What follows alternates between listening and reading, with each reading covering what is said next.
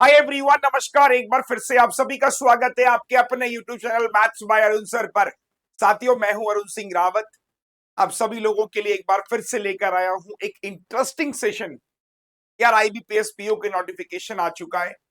काफी सारे लोग ऐसे होंगे जो पहली बार एग्जाम देने जाएंगे और उन्हें यह भी नहीं पता होगा कि एग्जाम का सिलेबस क्या है, किस टॉपिक से कितने मार्क्स का पढ़ना है। और काफी लोग तो हल्ला मचा रहे हैं कि सिलेबस का पैटर्न चेंज हो गया। तो भैया अब क्या होगा? पहले तो क्या होता था, प्री में जितने सवाल उतने नंबर। अब नंबरों का भी खेल ऊपर नीचे। तो आधे लोग डरे हुए हैं। क्यों डर रहे हो? हूं ना मैं तुम्हारे साथ। आओ, चलो समझते हैं। तो फटाफट से समय बचाने के लिए इसको 1.5x में कर लो और पूरा सिलेबस बताऊंगा। ये भी बताऊंगा कि जो प्री का स्ट्रक्चर है वो कैसे 35 सवाल 30 नंबरों में टूट सकते हैं, रीजनिंग के 35 सवाल 40 नंबरों में कैसे टूट सकते हैं। तो देर किस बात की, चलिए शुरू करते हैं। तो दोस्तों, ये है हमारी application maths by Arun sir. अभी फिलहाल के लिए इसमें कुछ भी कंटेंट आपको नहीं दिख रहा होगा, छुपा के रखा है ना। क्यों? क्योंकि 4 जुलाई को इवेंट है, बड़ा इवेंट। अगर किसी का कोर्स खरीदने का मन बना रहे हो ना, रुक जाना, पैसे बचा दूंगा। बहुत कुछ ऐसा लेकर आ रहा हूं, इस इंडस्ट्री में आग लगा दूंगा। तो इसीलिए रुक जाना, 4 जुलाई रात 8 बजे तक। ठीक है भाई, चलिए शुरू करते हैं। एप्लीकेशन को डाउनलोड कर लेना गूगल प्ले स्टोर से।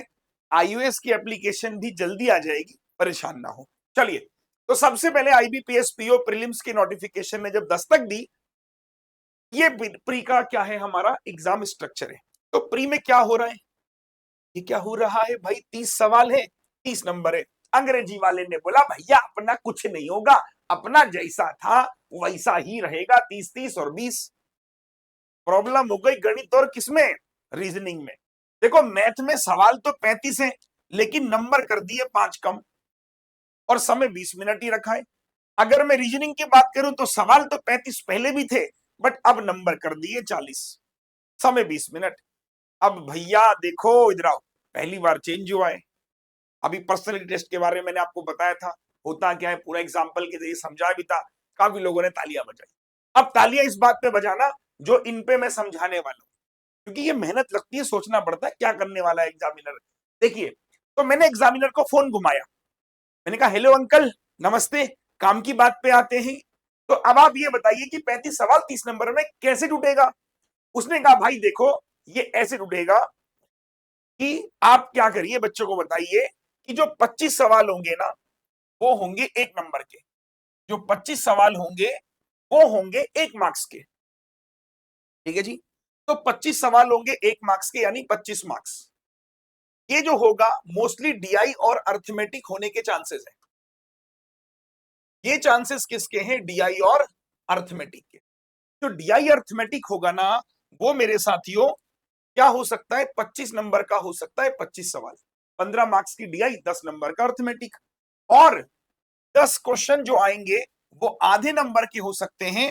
और ये पूछा जा सकता है हमारा स्पीड मैथ से। ये देखो, आई बताऊंगा स्पीड मैथ्स भी क्या होता है। ठीक है?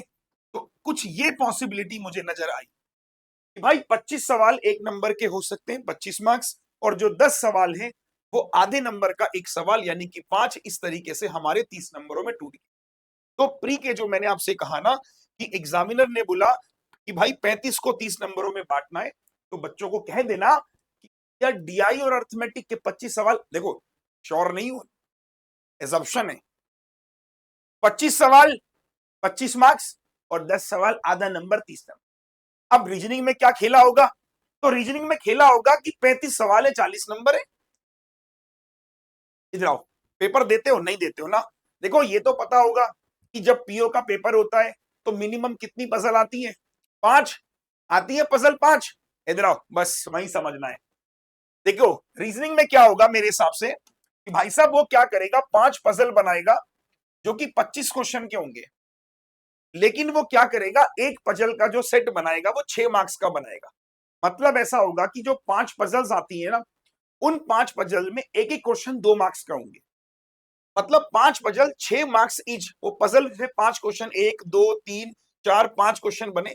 इनमें से हो सकता है कि एक क्वेश्चन 2 नंबर का लेंथी सा हो। समझ पा रहे हो?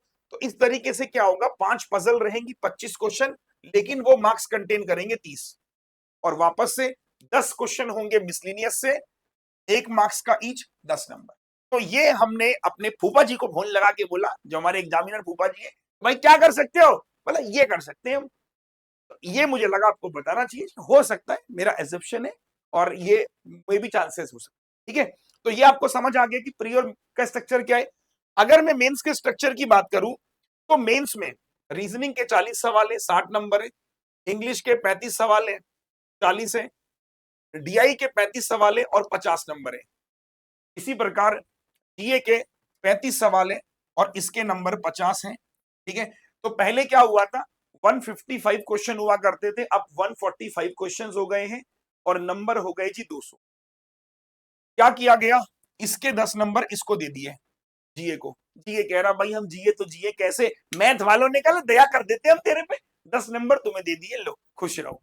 तो भाई साहब जीए का वेटेज 50 हो गया और मैथ का भी 50 हो गया, अब दोनों में लड़ाई नहीं होगी, ठीक है। अच्छा, रीजनिंग 60 नंबर का है, लेकिन इसके सवाल 5 कम हो गए। अब इसका डिस्ट्रीब्यूशन अपने सर लोगों से पूछना, मैथ का मैं बता देता हूं, चलो आ जाओ। तो मैथ का कुछ ऐसा होने वाला है, मैं खुद बता दूं, टेंशन मत लेना। मैथ्स का कुछ ऐसा होने वाला है कि जो आपके 35 सवाल मिलेंगे, वो 20 क्वेश्चन मिलेंगे आपको 1 मार्क्स के, तो 20 मार्क्स हो गया, और 15 क्वेश्चन मिलेंगे आपको 2 मार्क्स के, तो 30 मार्क्स हो गया। तो ये स्ट्रक्चर बन गया 25। पहले क्या हुआ करता था, 25 सवाल 2 मार्क्स के थे 50, और 10 क्वेश्चन थे 1 मार्क्स के 10, तो 60 नंबर था। अब नंबर टूट के 50 हो गया, तो 25 सवाल 1 मार्क्स के, सॉरी 20 सवाल 1 मार्क्स के, 20 नंबर वहां मिलेंगे आपको, और 15 सवाल होंगे जो 2-2 मार्क्स के होंगे, तो 30 नंबर का स्ट्रक्चर हो गया, 35 सवाल 50। आई थिंक ये शायद अभी तक किसी ने यूट्यूब पे नहीं बताया होगा। अगर ये आपको अच्छा लगा तो वीडियो को लाइक और शेयर कर देना। अब बात करते हैं सिलेबस की, इसके लिए वीडियो बनाया गया है। सिलेबस क्या होगा, सबसे पहले मैथ्स की बात करता हूं। देखो मैथ्स का सिलेबस ना आपको ऐसे समझना है मेरे भाई लोगों, 3 हिस्सों में बटा हुआ है। जो आपके मैथ्स का सिलेबस है ना सर, वो 3 हिस्सों में बटा हुआ है। अगर आप ध्यान देंगे इस बात को, तो आपको क्या करना है, जो मैथ्स का सिलेबस है वो 3 हिस्सों में पढ़ना है। कौन कौन से वो 3 हिस्से हैं, आइए समझ। देखिए मैथ्स के 3 हिस्से हैं। पहला हिस्सा है हमारा स्पीड मैथ, स्पीड मैथ, ठीक है। दूसरा हिस्सा है हमारा डीआई, और तीसरा हिस्सा है हमारा अर्थमेटिक। तो जो भी साथी नोट कर रहा है, नोट कर लीजिएगा कि अगर आपको बैंकिंग की मैथ्स की तैयारी करनी है, आपको इन 3 हिस्सों पे काम करना है। पहला स्पीड मैथ, दूसरा डीआई, तीसरा अर्थमेटिक। अब स्पीड मैथ में भी कौन से चैप्टर, जी हाँ ये रहे। सबसे पहले कैलकुलेशन की ट्रिक्स, थोड़ा बहुत एचसीएफ एलसीएम का ज्ञान, क्योंकि जरूरी है जब आप टाइम एंड वर्क करते हो, बहुत जगहों पर इसका कॉन्सेप्ट इस्तेमाल होता है, वो भी आप नोट कर लीजिएगा। सिंप्लीफिकेशन, बॉड मास, अप्रोक्सीमेशन हो गया, मिसिंग हो गया, रॉन्ग हो गया, क्वाड्रेटिक हो गया। ये चैप्टर्स हैं जो बेयर मिनिमम हर एक छात्र को आने चाहिए। स्पीड मैथ्स का जो वेटेज रहेगा वो रहेगा साथियों, मैंने क्या कहा, 10 क्वेश्चन के आसपास। कितना रहेगा जी, 10 क्वेश्चन के आसपास इसका वेटेज रहेगा। प्री की बात कर रहा हूं, ठीक है। मेंस में भी क्वेश्चन इसी से आएंगे और एडवांस बन जाते हैं। दूसरा सेगमेंट है अर्थमेटिक। देखिए अर्थमेटिक में सारे चैप्टर रख दिए, मैं सारे चैप्टर है। कौन कौन से हैं, परसेंटेज उसकी एप्लीकेशन है, profit loss discount, simple compound, ratio, mixture, mixture alligation, partnership, age, average, time and work, pipe and cistern, boat, train, time and distance, mensuration, 2D और 3D, permutation, combination and probability. इतने chapters हैं। इसका जो weightage रहेगा वही 10 question से 12 question का रहेगा मेरे हिसाब से। तो ये आपका प्री में अर्थमेटिक जो पूछा जाएगा वो इन जगहों से देखा जाएगा। अब डीआई की बात करूं तो डीआई मोस्टली यही है। डीआई जो प्री में आती है मोस्टली यही आती है, टैबुलर है, मिसिंग है, बार है, line, pie, cumulative, mixed, caselet, tabular, Venn diagram, radar और वेरिएबल। वेरिएबल लास्ट टाइम देखने को भी मिला था। तो सिलेबस आपने देख लिया कि अगर मुझे इन 45 दिनों में तैयारी करनी है ना, मैं हालांकि एक रोड मैप वीडियो भी दूंगा, बट मैं रोड मैप वीडियो बना के अपना कोर्स नहीं बेचूंगा। सही बात बता रहा हूं आपको, बेचना होता ना तो वही होता जहां पहले था। कुछ ऐसा करने निकला हूं कि आपको महसूस होगा कि यार ये बंदा कुछ अलग करने निकला है। ये स्ट्रैटेजी वीडियो मेरा बहुत जल्दी आएगा, सुनो ध्यान से। ये जो सिलेबस है ना, आपको बेटा एक बार पढ़ना होता है, बार बार बैच नहीं खरीदने होते। एक बार बैच पढ़ना होता है, अच्छे से पढ़ना होता है, उसके बाद करनी होती है इनकी प्रैक्टिस, जमाजम प्रैक्टिस। सिर्फ प्रैक्टिस करनी होती है, डेली बेसिस में एक शेड्यूल बनाना होता है, रूटीन बना के डेली घर पे पढ़ो बैठ के। इधर उधर ऐसे दाएं बाएं झांकने से कुछ नहीं होगा। मेरा कहना यह है कि एक बार बैच अच्छे से पढ़ के इन सब चीजों पे रिवीजन करो, इन पे मॉक करो, बस और कुछ नहीं करना इनको। प्री आराम से निकल जाएगा। बराबर है साथियों। तो प्री जो बच्चे पहली बार देने जा रहे हैं, मैं उनको फिर बोलूंगा, स्पीड मैथ्स का ये सिलेबस है, अर्थमेटिक का ये सिलेबस है, और मेरे भाई ये डीआई का सिलेबस है। तो 3 हिस्सों में हमारा मैथ बढ़ गया। डीआई का वेटेज कितना रहेगा? 10 से 15 सवालों का। मैथ का सिलेबस समझ आ गया कि 3 हिस्सों में। नमस्ते। चलो अब रीजनिंग का समझते हैं। भाई रीजनिंग का सिलेबस सबसे ज्यादा आसान है। रीजनिंग का सिलेबस ज्यादा आसान है और वेटेज भी इस बार ज्यादा है। तो रीजनिंग का सिलेबस 2 हिस्सों में बांट दिया मैंने, मिसलिनियस, ठीक है, मिसलिनियस और सिटिंग और पजल। ठीक है, मैंने क्या किया, रीजनिंग का सिलेबस 2 हिस्सों में बांट दिया। मैंने आपसे कहा था कि मिसलिनियस के आपको 10 सवाल मिलेंगे और सिटिंग पजल के आपको 25 क्वेश्चन मिलेंगे। और पहले भी यही हुआ करता था भाई, पहले भी यही हुआ करता था, 25 सवाल 10 सवाल। अब क्या होगा, ये 25 सवाल जो होंगे वो 30 मार्क्स के हो जाएंगे बस, और ये 10 क्वेश्चन हमारे 10 ही मार्क्स के रहेंगे। ठीक है, अब सिटिंग पजल में कौन से चैप्टर्स होते हैं ये जानने के लिए मिसलिनियस आगे देखते हैं। सबसे पहले मिसलिनियस के टॉपिक कौन कौन से हैं, आ जाओ। मिसलिनियस की टॉपिक है coding, decoding, inequality, syllogism, blood relation, direction, distance, alpha numeric series और ऑर्डर रैंकिंग। कितने हुए? 1 2 3 4 5 6 7, ये 7 चैप्टर हैं। मैं कहूंगा 15 से 20 दिन में खत्म कर सकते। पढ़ तो आपने अच्छे से रखा होगा। इनके आपको क्वेश्चन चाहिए, उठाओ लगाओ प्रैक्टिस करो, और इसको मॉक में बस स्पीड मेंटेन करो। भाई देख इधर आ, पढ़ने के लिए तो पूरी जिंदगी पढ़ी है, तुझे पढ़ाई नहीं करनी है, तुझे ऐसी पढ़ाई करनी कि तेरी नौकरी निकल जाए। नौकरी के लिए आए हो तुम, है ना, पढ़ाई करने के लिए नहीं आए हो। पढ़ाई तो तुमने बचपन में करी थी, बट वो कौन सी पढ़ाई थी, पढ़ के पास हो गई, नमस्ते। आज समझ रहे हो ना? तो वो वाली पढ़ाई की जरूरत नहीं है जो हमने स्कूलों में करी थी। वहां भी बहुत मेहनत करी थी, रात भर किताब रट ली थी हमने, अगले दिन टॉप कर गए थे। यहाँ पे वो काम नहीं करना, कुछ रटना नहीं है, समझना है, कंपटीशन निकालना है, जितनी रिक्वायरमेंट है उतनी जरूरत की पढ़ाई करो, निकलो आगे। कौन पूछ रहा है यार? तो आपने इतने चैप्टर मिसलिनियस के करे और बाकी सारा गेम सिटिंग पजल का है। सिटिंग और पजल का सारा गेम है। मैं फिर बोलूंगा 25 क्वेश्चन 30 नंबर का सिटिंग पजल आपको प्री में देखने को मिलेगा। ठीक है सर, सिटिंग और पजल पे आपको कम से कम 30 मार्क्स का वेटेज मेरे हिसाब से इस बार देखने को मिलेगा। तो रीजनिंग में क्या करना है जी बताओ? डेली सिटिंग पजल करनी है और मिसलिनियस के एक चैप्टर डेली का पकड़ लो, या 2 दिन में एक चैप्टर पकड़ लो कि कल से ये। हालांकि मैं स्ट्रैटेजी वीडियो लेके आऊंगा ना, तब बताऊंगा, भी लंबा नहीं करते, सिलेबस समझते हैं ना। ऑलरेडी 12 मिनट का वीडियो हो चुका है। चलो अगला चलते हैं फटाफट से। मेंस रीजनिंग में क्या जाएगा फिर? जब मेंस की रीजनिंग होगी तो लॉजिकल रीजनिंग, डीएस और मशीन इनपुट, ये 3 चैप्टर आपके अलग से आ जाएंगे, बाकी सब कुछ सेम है। अगर मैं बात करूं इंग्लिश की, तो इंग्लिश को भी 3 हिस्सों में बांट दिया। इंग्लिश 3 हिस्सों में बांटा। पहला ग्रामर। ग्रामर कहां इस्तेमाल होगा?